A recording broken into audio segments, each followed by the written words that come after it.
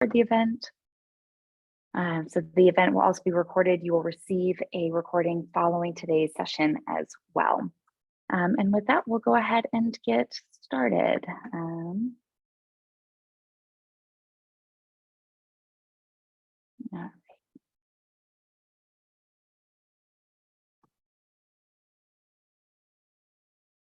So considering that this is a housing panel, we also wanted to acknowledge the land in which NYU sits on.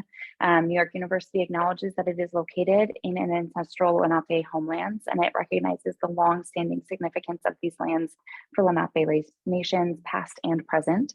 We are also conscious that New York City has the largest urban Native population in the United States. We believe that historical awareness of indigenous exclusion and erasure is critically important and are committed to working to overcome their effects in our own educational institutions. And so with that, we will go ahead and get started. And I would like to officially welcome you to today's webinar about graduate housing in New York City. As I mentioned, my name is Christine Nino. I work here in the Office of Graduate Marketing and Admissions Consulting. Prior to my role here, I lived and worked in San Francisco. And before that, I worked in residential life and housing services here at NYU. So I have a good deal of experience both living in high rent cities, as well as with housing process at NYU and in New York more generally. Just a little bit more background. I have lived in a few different places in Manhattan on the Upper East Side and then Greenwich Village in Manhattan. I lived in Williamsburg and in Greenpoint in North Brooklyn, where I live now. And I'm excited to talk more about living in this amazing city that we call home. We also have a great group of students with us who will join us a little later on to talk about their experience in securing housing and what that process has looked like for them. So definitely start considering and thinking through your questions. I am going to turn off the chat, and so I encourage you all to please use the Q&A below throughout today's session, and that way we can make sure we get to those questions. Quick roadmap of what we'll be talking about and what today's session will look like. We'll start a little and talk about on-campus versus off-campus housing. We'll spend the majority of the session talking about living off campus, where to begin, and then narrowing down those considerations before opening it up to our panel discussion in just a little bit. So first, on campus, there are several things to consider when determining whether you want to live on or off campus. Living on campus does bring with it a built-in support system through live-in staff members, and sometimes quicker and slightly easier access to some university resources. In addition to, it's also a very straightforward application process. This is often an appealing option for individuals who are moving to New York for the first time, particularly international students, because of that streamlined application process. Another factor to consider is that, what you'll be doing over the summer. If you do end up living on campus, you may have to move in between the academic years and over the summer. And so that's just something to consider if you don't want to move, or if you'd like to stay in New York and not have to deal with a move, that's a factor. And then lastly, thinking through cost associated with on-campus housing. In some cases, it can be considerably more expensive than living off campus. So those are things to keep in mind. Owen just put into the chat a link to the housing information for on-campus housing, which also links to the application, which is due on May 14th, so very soon. I do encourage you, if you are interested in living on campus, to complete that application as soon as possible. To caveat all of this, on-campus housing for graduate students is extremely limited. If you do apply now, you'll likely be added to a wait list, and it's unclear. We don't know exactly what that process looks like in terms of who will secure housing. But there are very, very few spaces available for graduate students to live on campus. And so I'm not overly optimistic that many people who are graduate students, or particularly on this call, will be able to secure graduate housing. But we do want to put those resources out there, let you know that they are available, encourage you to apply if that's something that's interesting to you. And then, you'll work through the process through that housing team, and we'll provide their contact information at the end of the session. And again, if you have questions on this, definitely please feel free to put them into the Q&A box. So moving on to where we'll spend most of our time during this more formal presentation piece, and living off campus. Where do you begin? NYU has a number of really useful resources on their website, and Owen will put that into the chat. The website walks you through a bunch of different steps throughout the process and things to keep in mind. And so I definitely encourage you to spend some time looking through those links, reading up on the resources that they've pulled together. Everybody's situation is going to be unique and different. And so finding what's relevant for you, and especially if you're at the beginning of your process, that's a very useful resource. The things that we'll share and talk about today are a little bit more general and broad, but it will help you as you're beginning that search. So the first thing you need to do is manage your expectations and setting a realistic budget. Again, I'll link in the chat for thinking through budget, what that looks like, considering your income while you're a student. Will you be working part-time, on campus, off campus? Will you have any stipend or scholarships through your program? Where will you be supplementing your income through loans or other sources? And that's a good place to start in terms of determining what your budget will look like. And then also factoring in the costs associated with living in New York, eating, transportation, entertainment, doing those sorts of things. So I think getting a handle on your budget is one of the most important places to start, so you can better tailor your search from there. Listed here are a number of search tools that students and others have used. I particularly really like StreetEasy, but I think utilizing search engines and tools to help you determine what is important to you and starting to get a sense of what's out there. We're in May. If you are planning to move for the fall semesters in August or September, you're early in the search process. And so you can use this time to comb through some of the listings that you see, getting a better lay of the land in terms of what's a typical apartment look like, what are common prices for apartments right now, filtering based on location, number of rooms, building types, amenities, all of those sorts of things will change what's available and what you're able to see. And so I think right now, if you're planning to move later in the summer, utilizing these search tools to better understand the market, get familiar with what it looks like, start figuring out what's going to be asked of you in terms of when you start your application. So the other piece that you could be working on now is preparing your documents, and preparation really is key because housing, as we'll talk about in a bit, moves quickly. And so the more prepared you are, the better and more seamless that process will look like.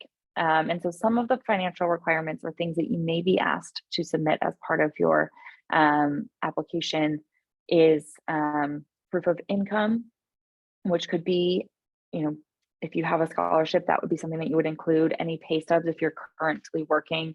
You may be asked to submit bank statements or credit scores.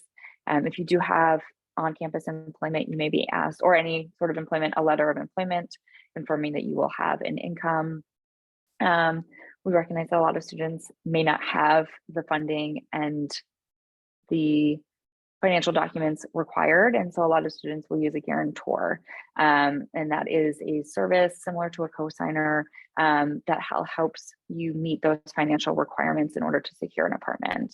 I think the statistic is usually they're looking for you to prove that you have available 60 times the cost of a monthly rent. And so that's not achievable for a lot of students because you are typically working, or you're a student first, and so not working full time. And so utilizing a guarantor, and again, on our websites, there's some information available to you in terms of what that looks like, services that you may use. NYU doesn't endorse or work predominantly with a particular service in this regard, but they do have a number of resources available that they can, that students have used in the past that you can reach out to. Another thing to consider, keep in mind, are brokers. These are individuals, companies, organizations that help you secure housing. These are useful for students who have limited time to look for an apartment, or unable to visit in person, or aren't comfortable signing a lease without visiting first. Brokers work often with the leasing companies directly, and so you work with your broker. They are the ones that secure or find your housing for you, and you work through them to gather your documents, and then they submit the application on your behalf. They come at a fee, and we can talk about that later on. But sometimes for students, it gives you access to apartments that you may not have had otherwise. and also eases the burden of securing the documents yourself, and gaining access to some of those buildings. So again, we'll talk more about those a little later on. We'll also share resources for international students, because I know a lot of international students will often use brokers, particularly if they're not planning to travel to New York before they move. That helps ease the anxiety with making that transition. I'm gonna keep my eye on the Q&A. Great. So next is the fun part, is really narrowing it down. So, spending time now at the beginning of the process, casting a wide net, looking, across the tri-state area, and then starting to get a feel for what are your priorities, and really narrowing things down. I think location will be the number one factor for you to determine as you start narrowing in on where you would like to live. Things to consider when you're looking for a location is the time that you'll spend on campus. Some programs may only have class once or twice a week, and so you may not decide that you'll spend a lot of time on campus. Others, you may have class more often. You may want to be involved in organizations. You may have an internship or labs or practice spaces that are on campus. And so really thinking through how much time you're going to spend on campus, and then how close do you want to be, and when are your classes? So when will you be doing the commute? During the day, on the weekends, at night, all of those things will factor into one, how long your commute is, but also how often and comfortable you'll be doing that. Another thing to factor in when you're thinking about your commute is doing it a few times if you're in New York, otherwise using a map like a Google Map service, utilizing the transit option to see how long your commute may be. Does it have different options? I know it's nice for me in my commute, knowing that if one of my subway lines is down, I have another option. I can transfer and take a different train, which is convenient because there's often maintenance or things happening on the subways. And so being able to transfer in different places and have multiple ways to get to campus is helpful.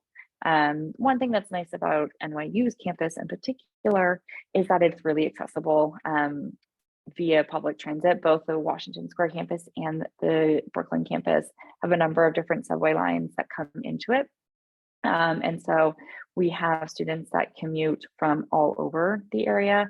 I would say anecdotally, in my experience, a lot of our students live in Brooklyn or different parts of Brooklyn or Queens. But we also have students that live in New Jersey, in Connecticut, in Westchester County outside of New York, and all of which are accessible via public transit. And then when also thinking about location, think about the kind of neighborhood that you want to live in. New York is a really dynamic city, and there's things shift and change depending on the neighborhood in which you are living.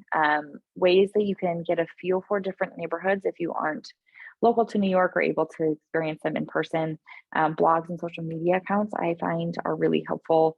A lot of neighborhoods will have their own social media Instagram accounts, and they share things that are happening in the neighborhood if that's something that's important to you, and you're curious about what happens. Spending some time even on Google Street View to sort of walk around different neighborhoods, get a sense of what's available, what's out there, can be really, really helpful. One thing to factor in if there are any students moving with families, again, there are blogs and resources available for families in terms of what neighborhoods and schools are available to individuals, and factoring that in. Again, all of that stuff is really something important to consider when you're thinking about it. So once you combine location with your budget, I think you really are able to start narrowing down exactly what is feasible and what seems realistic, because often location and budget go hand in hand. The neighborhoods that are closest to the Washington Square campus tend to be a little bit more expensive. And then as you move further out from Manhattan, rent prices tend to go down a little bit depending on where you are. And so all of those things, factor in together when you're making those determinations. As you continue on your search, you'll quickly start to realize what you can prioritize based on your budget. Starting big and then narrowing it down as you see fit. Things that will impact cost. Do you need an elevator for health or family reasons, or would you just like to have one? Elevators tend to increase the cost of rent. So factoring in, is that a priority? Is that something you really want, or is that a need for you? Other things to consider, laundry, dishwasher?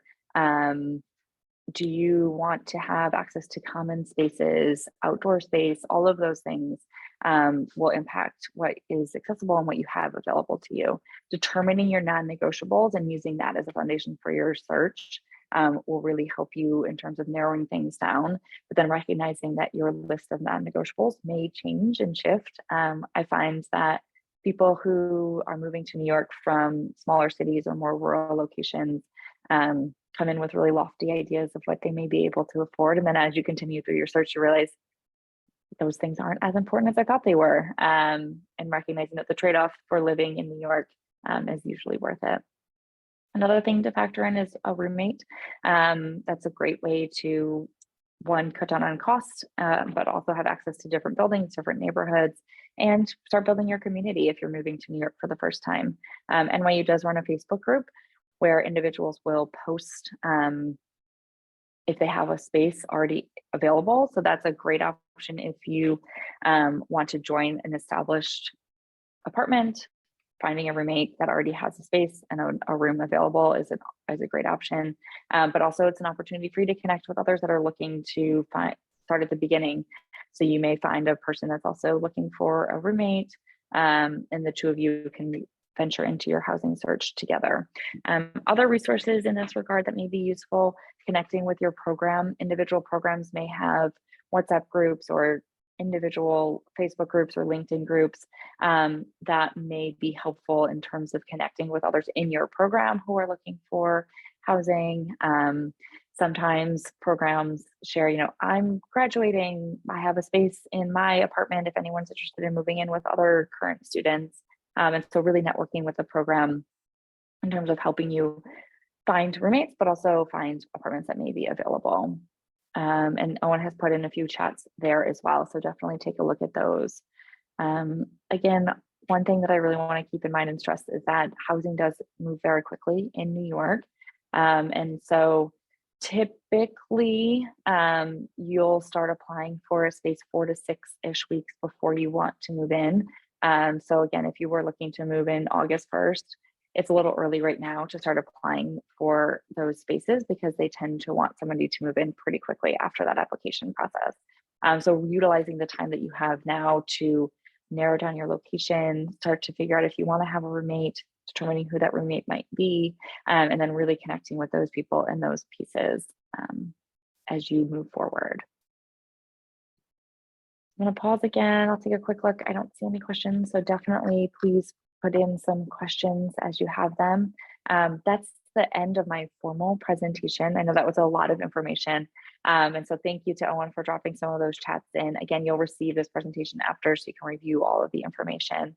But I do want to make sure that we're saving time for our panelists to share their experiences because I think it's extremely valuable to hear from those who have recently gone through the process. So I'm going to ask our panelists to turn on their cameras and join us.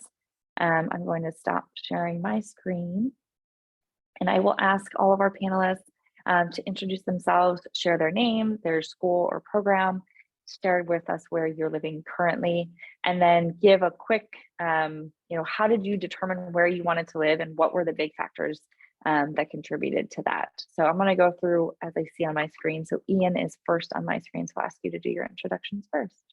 Hello, everyone. I'm Ian. I'm a second-year MA candidate in the Experimental Humanities and Social Engagement program in the Graduate School of Arts and Science.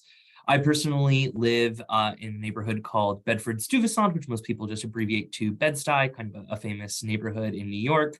I chose to move to Bed-Stuy just due to the fact that it kind of hit a really nice middle ground. It was easy for me to get to both the Manhattan and the Brooklyn campuses here at NYU, but then it also was easy for me. A lot of my friends lived in Williamsburg and Greenpoint. I had lived in Park Slope, which is a little bit farther south, the year prior, and I didn't want to live as far from my friends as I did last year, and so Bed-Stuy was kind of the perfect in between. Awesome, thanks, Ian. Next up, I see Rachel. Hi, my name is Rachel. I am a second-year vocal performance master's student at the Steinhardt School here at NYU, and I currently reside in East Harlem. So like Ian, my kind of non-negotiable was kind of living alone and having my own space. That was really important to me. So I was looking kind of anywhere that I could afford to live alone.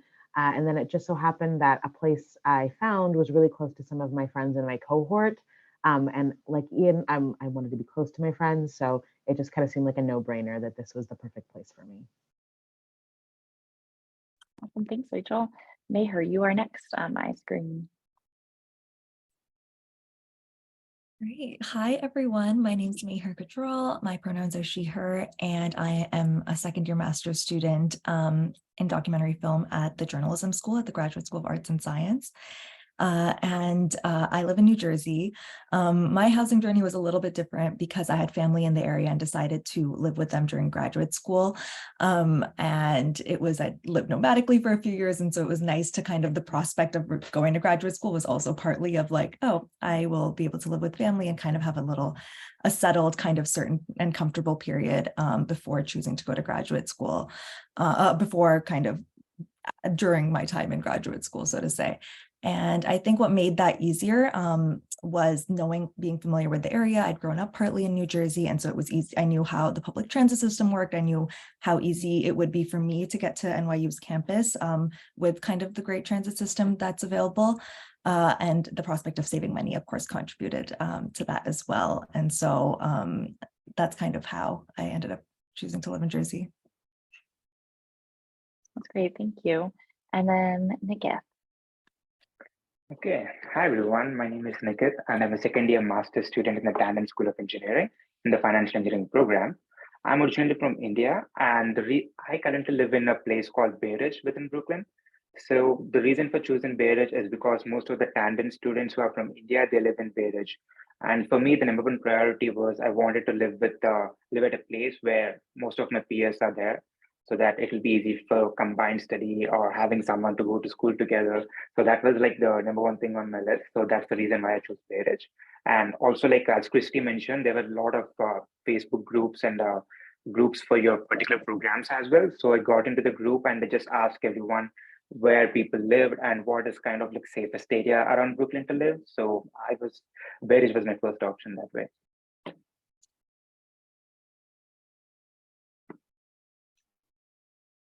Awesome. Thank you all for introducing yourselves and for being here. I really appreciate your willingness to share your experiences. And I also think it's really great that we've got a good representation of people living kind of all over New York area in different ways. And so I wanted to start by asking, Nick, if you started to allude to this connecting, but I know that you had moved to New York for school specifically, and several of you have. So before you moved, as you were a new student, what were the resources and tools that you found most helpful in determining that location? I know New York is such a big place, and even knowing that I lived in New York for several years, I feel like when I moved to Brooklyn, I was just scratching the surface and felt like there's so many different neighborhoods. How do you pick? So I'd love for you to each, or a few of you, to share the resources that you found most helpful in terms of narrowing down your specific location. Sure, Christy, like that's a great question. So for me, at least I didn't have any idea of how the places were like and where I could live. But as I said before, I think the Facebook groups that were there, that were really helpful for me. But at the same time, they were really confusing because there were like multiple Facebook groups of NYU. So first I got into the NYU group for all NYU students. Then I came to know about the NYU group for tandem students who were admitted in my batch 2021. And through that, I got into a WhatsApp group for financial engineering students. So over there, we were like 120 people in the WhatsApp group, just 120 financial engineering students. And we were just discussing where to stay and everything. And in the process as well, I came across a senior who I dropped a message, and he agreed, like he let me stay with him for 1 week after I was in New York. And that time was what's helpful for me to search a house for myself. So when I was living with him for over a week, I came to New York, and then I started my housing search. And he was the one who actually recommended me Bay Ridge and gave me a few other options as well. That's really helpful. I think you bring up a good point about having that time before you move. I know I've heard from a lot of students that if they're on a short timeline and they're moving, they'll get an Airbnb for a week while they search. And I think that's really, because I think the benefit of New York's housing market moving so quickly is that it gives you the opportunity to do that. You could find a place within a week, but I think that's a good point. So thanks for sharing. Does anyone else have anything they want to add to that?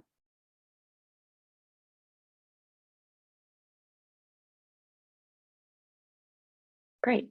So we'll move on. There's a question that came in that I think is related to this in terms of location. The question is, based on your experience, what is the best trade-off between budget versus travel time versus comfort?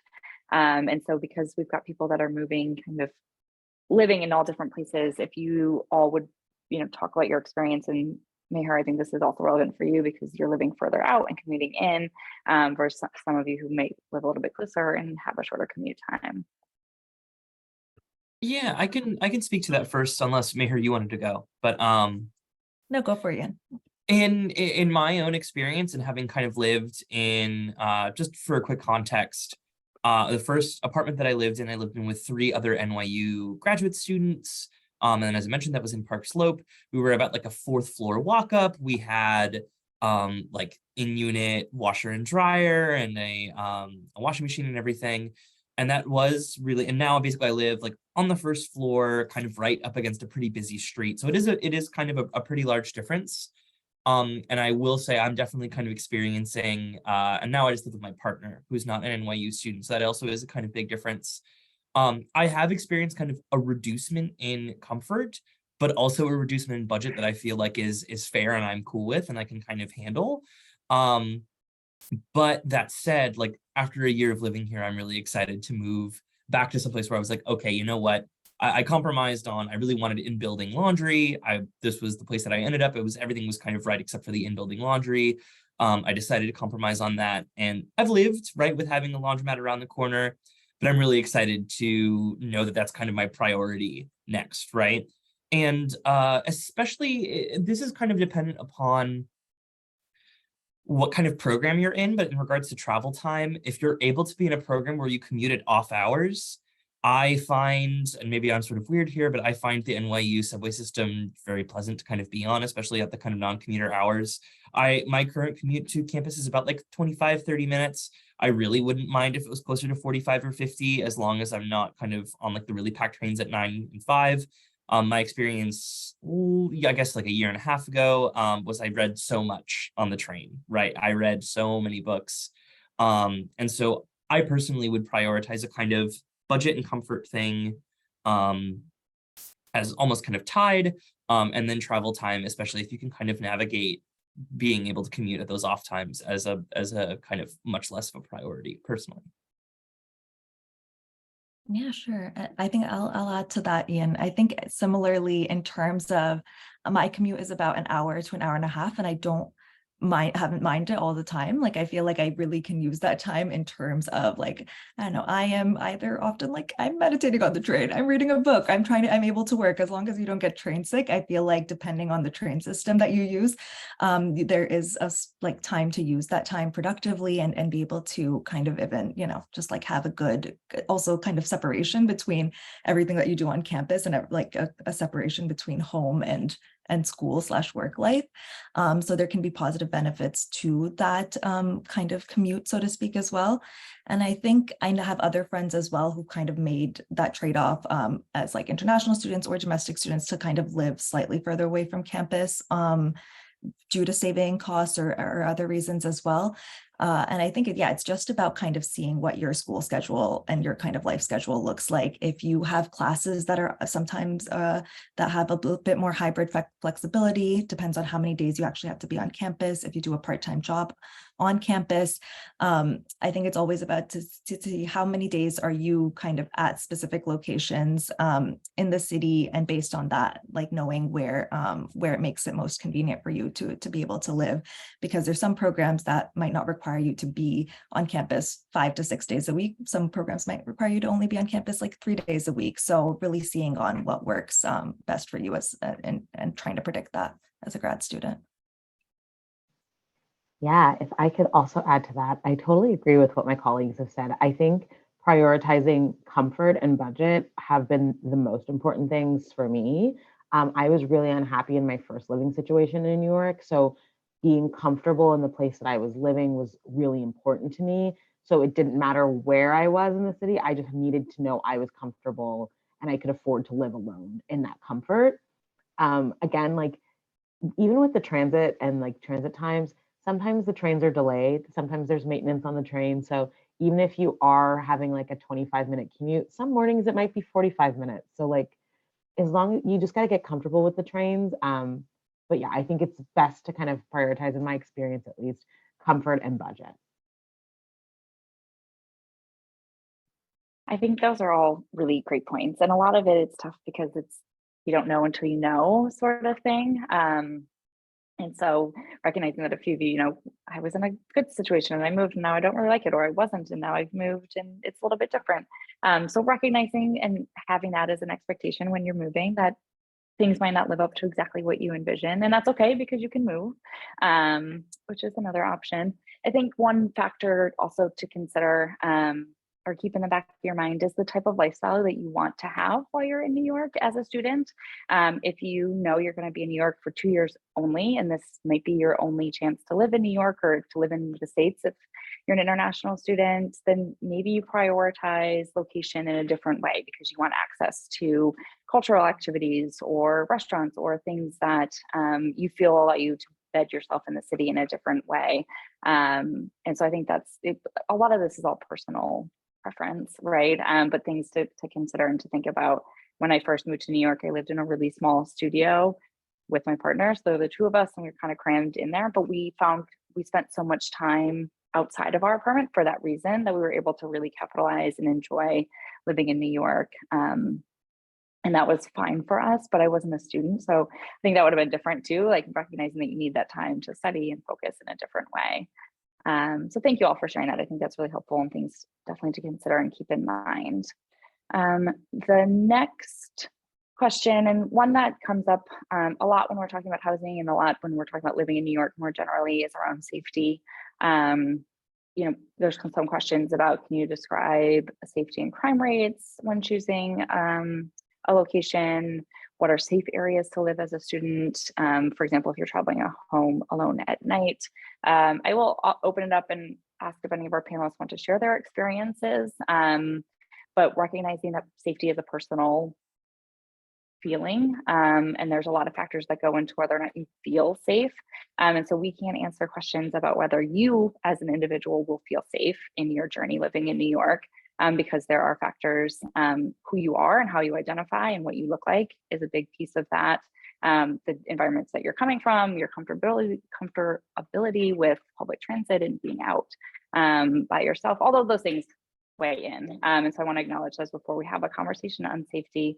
Our NYU's public Office of Campus Safety does have a resource that shares things to consider and things to think about when you're, how to stay safe in the city.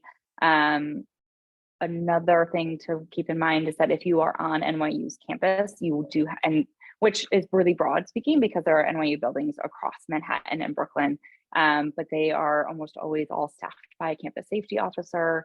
And so you have access to those resources. You can call for Safe Ride, which allows transit after hours. There's an NYU shuttle service that commutes to different parts of the city and between campuses.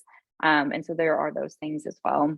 For those reasons, often the neighborhoods around campus, statistically from a crime perspective, are safer. You can utilize resources and websites that are available that talk about the crime statistics in different neighborhoods to help you get a better sense if that's a factor and something that you want to consider. I will say from my experience, I tend to feel safe traveling in New York and through campus, even later between the Washington Square campus and my apartment in Brooklyn. One thing that I think is beneficial about New York is that it's because it's so big, there are so many people. And so I find that there's often, regardless of when I'm commuting and traveling, there's a lot of people around. That said, over the last few years, I've started to be a little bit more mindful and aware of it, and will often budget and factor in taking an Uber if it's going to be really late, and keeping that in mind to just make me feel a little bit safer. So we will share some links to our campus safety, and we'll see if we can pull some more crime statistic related links, if that's something that you want to factor. Again, I think this is an area where utilizing blogs and resources that are available are helpful, and because we can't answer that safety question for you, but looking at that information may be something to factor in. So I don't know if any of our panelists want to speak to that based on your experiences. So I'll pause and let you do that if you'd like to. Yeah, I think oh, sorry, Nick, I'll be really quick, I promise. So something that worked for me is when I was looking to specifically like live alone, I went to the general area that I was thinking about moving in, like in the evening time with a friend, and kind of walked around and kind of got a feel for it to see if I would feel comfortable coming back at like this time during the school year, because I did have some later classes in first semester. And I found that was really helpful. I also found it helpful that one of my best friends live just one block up from me. So we literally part at the corner and we both text each other the minute we get inside of our buildings, because it's New York City and, anything can happen. Anything can happen anywhere in the world, really. So there's also like little things that you can do if you have time and you're in the city early enough to, like, if you're in these neighborhoods, go back like closer to the evening when it's dark out and see how you feel then too, because that's really helpful for me. So when I was looking for my housing, the first thing I searched was which area was the safest to live for NYU students. So there were a lot of mixed answers. And I wasn't able to make out an area depending on that. So I just reached out to a few seniors, and this is what they told me. So people who are going to Tannen School of Engineering, they usually live in the area between Prospect Park, Sunset Park, and Bay Ridge. So the line connecting these three areas are like kind of the safest areas, and I do agree with that, because there are times when I spend in the library until 3 a.m. in the morning, and I do really feel comfortable go walking late nights or early morning in that area. So from my perspective, if you're somewhere who got into Tannen School of Engineering and or thinking to live in Brooklyn, those three places might be the one you want to consider as well. Yeah, and just, unless Meher, if you wanted to go first, but one thing too, and my experience of safety as like a person who is read as male on the street and on the train is going to be very different from people who kind of have other experiences.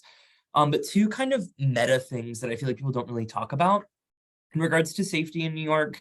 One of them is that through media, we have a very kind of different experience of New York, right? And that's how most people are going to experience New York, is through film and television, right? And most actually of the New York that we see is 70s New York, or is kind of this legacy that's built off of 70s New York, which is very different, right? And there was this kind of sort of complex political situation that really changed, especially in the 90s, which we don't have time to get into, but that really, for better or for worse, did some things. And one of the things that was better about it was that it did make New York a lot safer, and crime rates kind of fell in a pretty dramatic way. And then the other thing that I feel like no one ever really talks about in regards to New York and safety is one of the huge things that you almost completely cut out is the danger of being in a car accident, right? Compared to living in any kind of car-centric place with car-centric infrastructure, right? And so anytime that you get on the highway, right, and a lot of kind of other universities, if you do need to drive to campus, that is putting you at a lot of just inherent risk that you really does not happen. Pedestrian to car kind of accidents are comparatively rare in New York City than they are in other large other large metropolitan areas, just because the streets are actually designed much more with pedestrians in mind than they are in other kind of cities. So. Yeah, the only thing I'll quickly add I think just sharing as well, for me, I think I leave campus at all out hours. I think last spring I had a class that usually it was supposed to end at 10 p.m., but ended at 10:30 p.m. often. And so it ended up taking me at least like an hour or more I didn't get home till midnight often. And I've left campus that much later. And I think a lot of the neighborhoods, from having friends who live all over the city, I find that most people find that they live in neighborhoods that are safe and comfortable for them to get home to. And it's just about, there was a period, I think, to be honest, last year when there was a rise in crimes on subways, where I think there was a specific period, and that was very specific because I'd grown up around the New Jersey, New York area. And I think that was the only time where I briefly felt a bit more uncertain navigating public transit. But since then, I think I have resumed, I kind of navigate the city at all times. And I think that's so important to be able to do that, because I know also as a as a film person, as a videographer, I'm constantly carrying camera equipment all over the city. I think for a lot of the work that we do also outside of the classroom that's pertaining to our work takes us all over, all over the city. And so it's really good to, I think that's something to keep in mind, that I think New York City is a lot more navigable than Ian just, as Ian mentioned, that maybe popular media has presented it in sometimes. I agree with all that, and I appreciate all of you sharing. I think those are important perspectives, and hopefully that helps people with that question. Is New York safe? Gives them some things to consider and factor in. So I appreciate that. So I'm going to shift gears a little bit from talking generally and broadly about living in New York to some of the more nuanced details of actually getting your place and signing a lease. And so there was a question that just came through. It says, I'm an international student. Does it help that I have family who's an American and living in or around New York City? Can they serve as a guarantor? Can they use an asset to provide credibility? What kind of documents? So I'm going to use that question as a jumping off point for discussing the documents that are needed in terms of when you're prepping your materials. So I think it'd be helpful to share. I know there's a few international students on the call, talking about that experience as international students, and then people who have gone through that process more recently. What are the documents that you're asked to submit, and how did you go about securing those? I can go first about this because when I came to New York, I looked at 9 housings before I chose the house that I'm living in right now. And out of the 9 houses, there was only one landlord who asked me for a guarantor, or as you said, Christy, before, 100 times of the rent I should be making in my income. That's what they asked me. But apart from the one particular landlord, everyone was fine with me just showing my I-20, because for international students in I-20, you'll be showing your proof of funding. So as long as the proof of funding is in the limits of which the landlord is expecting, it should be fine. And I think it will also help if someone is trying to go through a leasing agency or a broker, because if you're going to a leasing agency, they'll narrow down the search criteria for us, and I think it'll just filter out the landlords who are who's asking for a guarantor or something like that. Because the one landlord who asked me for a guarantor, the other option he gave me was to pay 10 months of rent in advance. So paying 10 months of rent in advance is not something I was looking forward to. So yeah, I think I-20 is the only document that you need for your proof of income. And apart from that, the usual documents like having your passport and F1 visa to show that you're living in New York, studying at NYU. Those are the things that I found useful.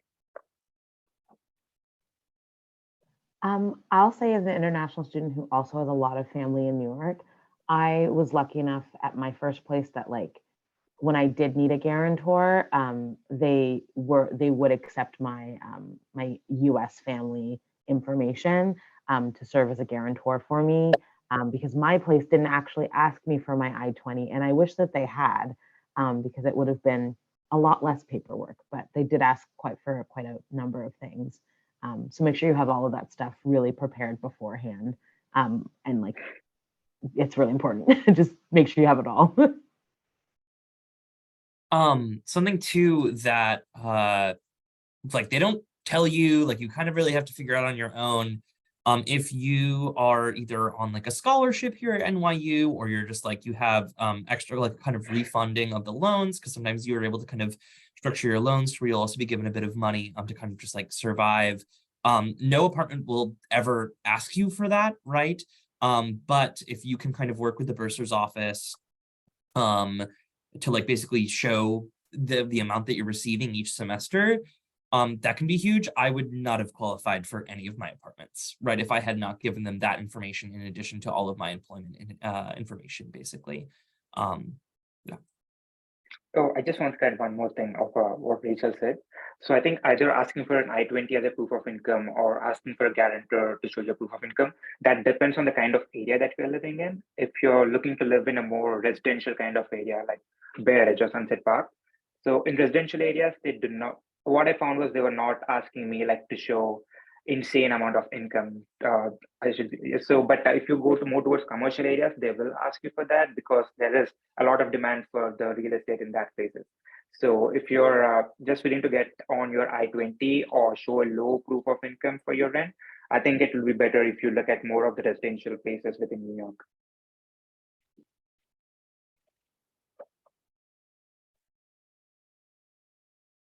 Great, thank you all. I appreciate that. And again, there are a number of different resources on NYU's website generally that share some documents to consider, and then the Office of Global Services that will help international students with their visa and all of those documents also has a number of resources that are specific to needs as an international student that you might need to consider. So I think if you're on this call now and you're planning to move to New York, you've got time, and I think it's great that you're really thinking through all of those different items. The next question that I have, and I realize we're about 10 minutes, so I wanted to quickly touch on sort of logistics of moving in New York, and maybe advice or things you wish you had known when making your move, or things that people should start to consider in terms of, can I get a moving truck down a small Brooklyn street on a Tuesday? I don't know, things to factor in. And so if you could all share just a piece of like a logistical thing about moving to New York, potentially for the first time, what you'd wish you'd known, or a resource that was helpful, or just things to keep in mind as you're prepping for that move. So just a quick piece of advice that I have, I moved with no furniture. And in fact, actually what I did is I slept Japanese style. So with like a shiki futon and like a tatami mat. And it was like $200, and it basically served me until I got like a full-sized bed. And it's fully comfortable. And so I was really glad that I chose to move to New York with basically like my clothes. And that's about it. I did make a move from Brooklyn, like one part of Brooklyn to another part of Brooklyn. And now, of course, that I have a lot of furniture that I do actually want to keep on my move back to California. I am kind of looking at either like a U-Haul across the country service, which is possible and doable, right? But the real trick, and this is someone who's moved from one place in Brooklyn to another, as well as who has helped a lot of people, you got to have a good network of friends. If you have a good network of friends who you, and even offering your friends, like, because at this point, like once you're a graduate student, it's hard to just pay your friends in pizza for helping you move. But like offering to all of your friends, like, hey, like I can give you $50, like what have you. Having a team of like 4, 5, 6 people who, or not professionals, because you don't really need professionals, makes such a difference though than trying to move by yourself or even with like one other person. Yeah, I think I agree with Ian on that. But as Ian said, like it's better to have a lot of friends. And also, like I was living in a neighborhood where there were a lot of tandem students, especially from my program. So most of the stuff I got it from a few of the seniors who were leaving the place, and they were living like 1 or 2 blocks away from me. So if I have to carry a couch or a TV, I used to just ask my roommates or a few of my friends to help me carry that. And 2 blocks is not a big deal. So I didn't have to book a pickup truck or anything for that. So this is one of the advantages of staying in a neighborhood where most of the students are staying. Yeah, I think that I agree completely. Use your network, your friends will help you move. My friends helped me move. It was very helpful. It was great. Very low stress. The bigger stuff, sometimes you may need to call like a moving company or something. In those cases, there's always like so many Instagrams. Like as Christy was saying, there's always a blog about whatever neighborhood. There's always an Instagram about who's moving in that neighborhood and like what moving companies are in that particular neighborhood. So I would definitely explore that as well if you really want to get a moving company, but friends are really the way to go. Yeah, I agree with it. I'll add quickly I think Nick probably has a similar experience of like if you come internationally, but actually all of us, depending on if you move from anywhere. I think I had 3 suitcases, which I had been living in India prior to coming here, and I think like it was like the 2 big ones and the carry-on, and I think one of the or like 2 maybe carry-on. I don't know what I did, but like one of the carry-ons was just books because I was moving out of my apartment that I'd lived in for a year, and it had been like a pandemic time, and I had bought everything, all the books, and so it was and I didn't want to leave any of the stuff behind, and so I kind of fit everything in those spaces. But I think, yeah, again, like thinking about what's important while you're moving, giving things away, and being very Mary Kondo about what you need to keep is always good.